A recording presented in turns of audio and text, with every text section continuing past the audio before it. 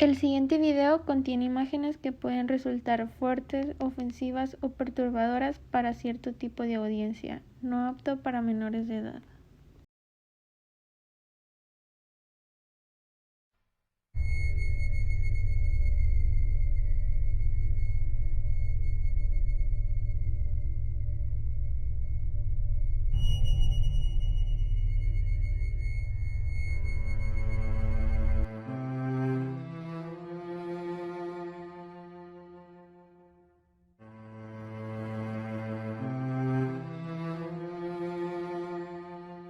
You are just joining us. Two young men, apparently dressed in long black trench coats, opened fire about an hour and a half ago at a high school just outside of Denver in Littleton, Colorado.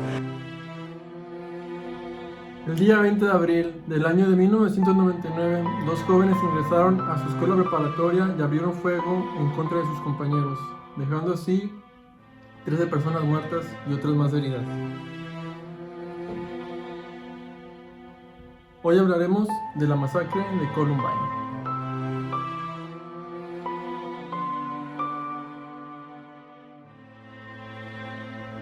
En el que, en mi opinión, ha sido el tiroteo escolar más relevante en la historia de los Estados Unidos, y es que ha servido de inspiración a otros ataques a estudiantes en sus escuelas.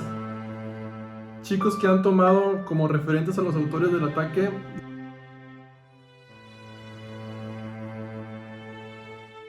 Vale la pena mencionar que también se han realizado películas, documentales y series de lo sucedido. Tanto así fue el impacto que causó que al día de hoy continúa cerrado el plantel y vigilado por guardias, cuidando de que no llegue otro chico listo a buscar inspiración. Eric Harris y Dylan Klebold eran dos jóvenes de un lugar llamado Littleton en el estado de Colorado, en Estados Unidos. Eran amigos y claramente ambos tenían problemas, lo cual no es difícil de suponer. Es aquí donde muchos nos preguntamos por qué.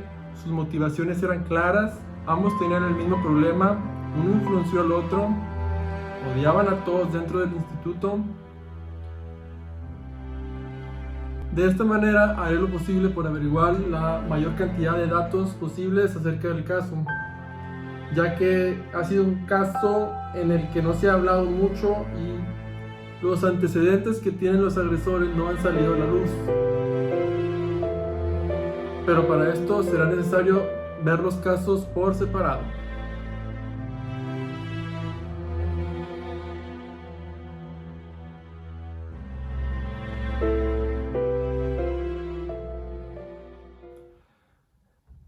Eric Harris.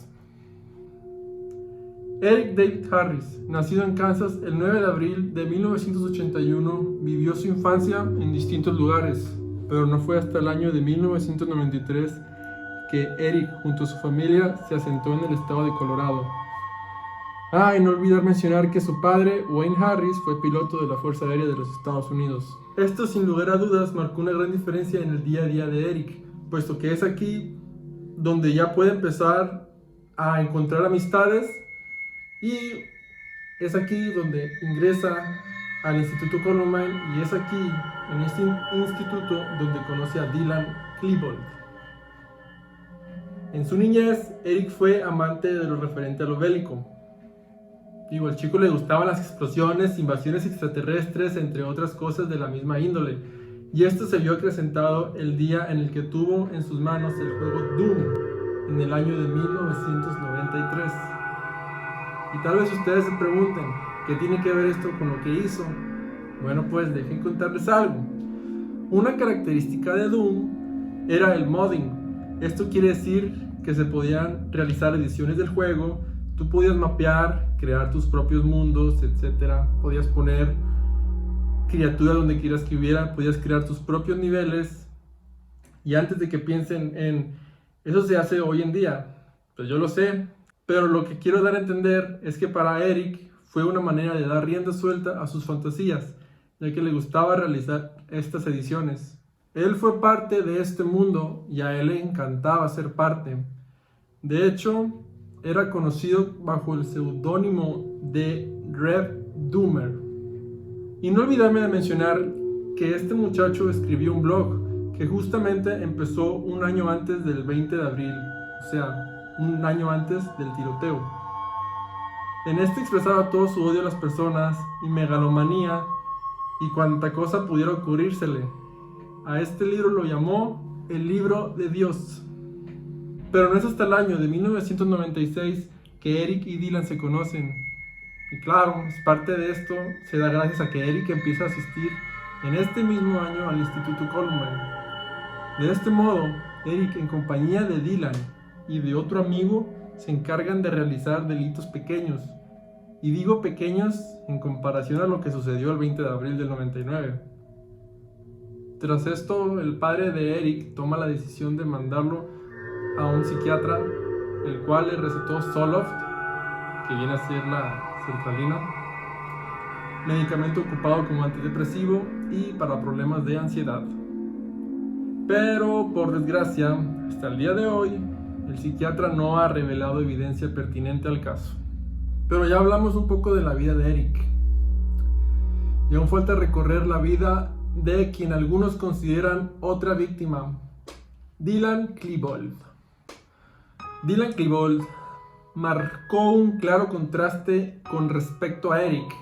Si Eric era una AK-47, entonces Dylan vendría a ser un niño confundido, con mucha necesidad de afecto y de cariño. Nació el 11 de septiembre de 1981, era muy inteligente, a tal punto de iniciarse un año antes en el colegio. Era muy bueno en matemáticas y de hecho se estaba preparando para una ingeniería en informática. Su madre, en su libro A Mother's Reckoning, perdón si lo pronuncié mal, narra algunos momentos en la infancia de Dylan, entre ellos este. Cuando Dylan tenía cerca de 9 años, contrajo una infección ocular desagradable que se mantuvo pese a varias visitas al médico. Dylan había estado preocupado, revisando frecuentemente mis ojos para ver si se habían mejorado.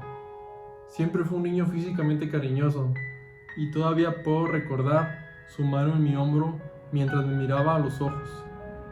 Mientras aún estaba sanando, descubrí un pequeño caballo alado hecho de papel doblado cuidadosamente colocado en mi escritorio, junto con una nota en su letra infantil.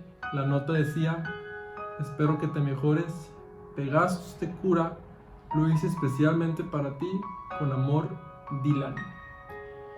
Y como ya lo mencioné, el caso de Dylan es muy contrastante con el de Eric. Si Eric hablaba en su diario sobre muerte, supremacía, atentados y demás pasatiempos, pues Dylan escribía sobre el amor. Era claramente una persona que estaba pidiendo cariño y afecto.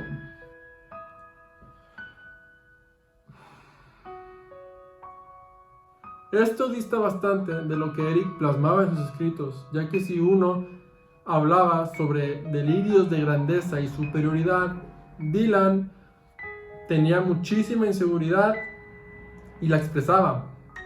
No le gustaba su rostro, menospreciaba sus capacidades, inclusive llegó a cortarse los brazos y escribía acerca del suicidio. Pero es que no es para menos. Si en el instituto él y Eric eran víctimas de bullying, llegando meses antes del asesinato a su casa, cubierto con salsa de tomate y no queriendo hablar de ello cuando su madre le preguntaba lo que ocurría. Se burlaban de él y Eric, sugiriendo que ambos eran homosexuales.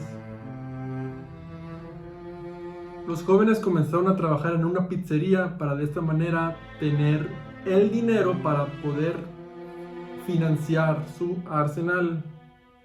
Eric, quien era mayor que Dylan por unos meses, fue quien tenía todo organizado y planeado. Se podría decir que él es el que tenía la batuta de la orquesta. Incluso los chicos se filmaban y realizaban videos sobre ello, causando destrozos a bicicletas. Se filmaban creando escenas como si fuera una película, y en esos VHS, que para los que no sepan, un VHS es un cassette negro que antes se usaba para ver películas en los años 90 y 80. Pero hablando de estas cintas, hay una en específico que me llamó mucho la atención. En este clip aparecen Dylan y Eric hablando a cámara, o mejor dicho, gritando a cámara, y parecen supuestamente amenazando a una persona o personas, dentro del contexto de estar protegiendo a otro chico pequeño de esta persona o de estas personas. Pero hay algo curioso.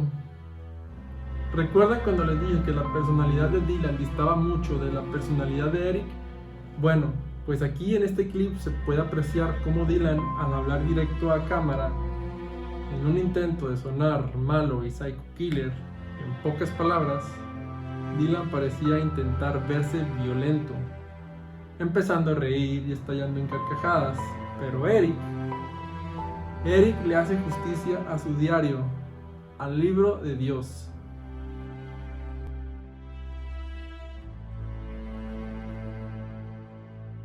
Bautizaron el evento del 20 de abril como el NBK, que sus iniciales vienen a ser Natural Born Killer, asesino de nacimiento, creo. El 3 de abril fue la última vez que Eric escribió en su blog, y ya se hacía llamar Rev. De hecho, lo firmó al final como Rev Eric Harris. Y expresaba que ya tenía casi todo su armamento completo, y de hecho, en sus escritos, él quería plantar explosivos en otros lugares de la ciudad para tener algunas muertes extras en el marcador. En estas últimas palabras manifiesta que ojalá pudiera conseguir tener sexo antes de NBK, o sea, del atentado. Expresaba que por qué no podía tener relaciones sexuales si él era una persona carismática y considerado. Pero entonces Dylan fue influenciado por Eric. Eric era el malo, Dylan era el malo. La personalidad de Eric era narcisista, partiendo del punto de que ya tenía sus antecedentes con la policía, y el no mostrar ningún tipo de arrepentimiento o remordimiento, además de esa necesidad de admiración y aquellos sentimientos de grandeza que expresaba en su blog. Bueno, y es que creerse Dios y pensar que puede decidir si alguien muere o no era algo que hasta cierto punto podría resultar como un desplazamiento de su ira hacia el teclado de su computadora. Y es que él pudo haber perdido la cordura de lo que es real y lo que no. Y digo pudo, ya que no puedo asegurar tal cosa, ya que, bueno, pues él está muerto.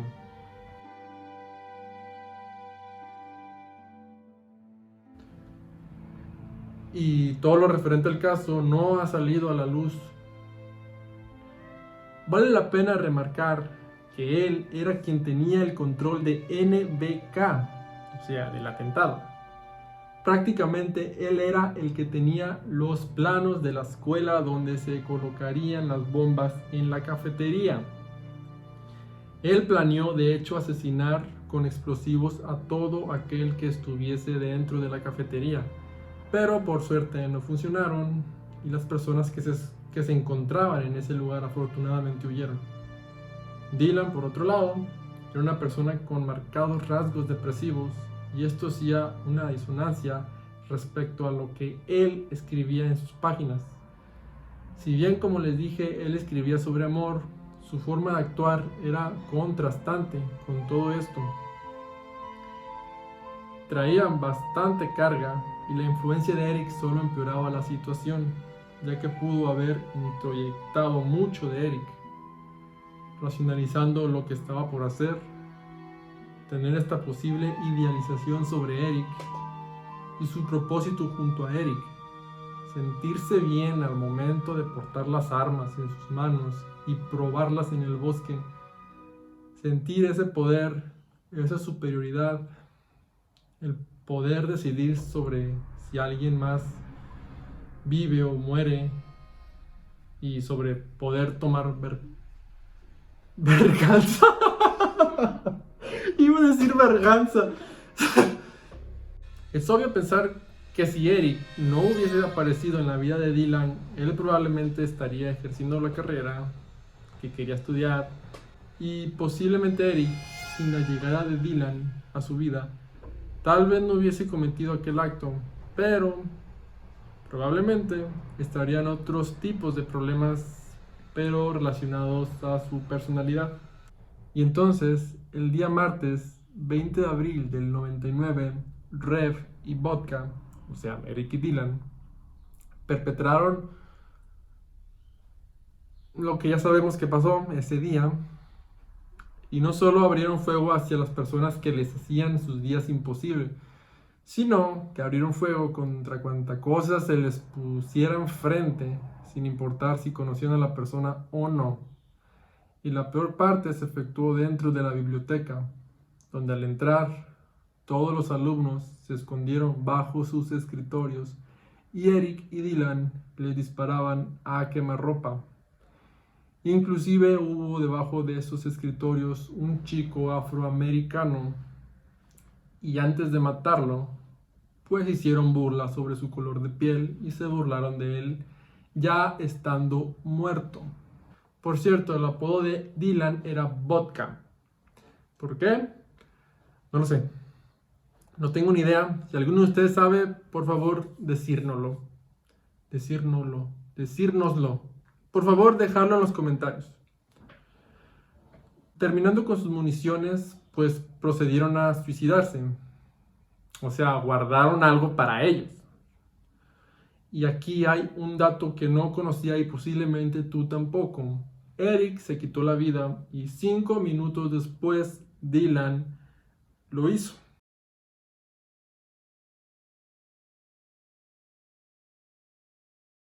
Esto marcó una gran diferencia en el día a día.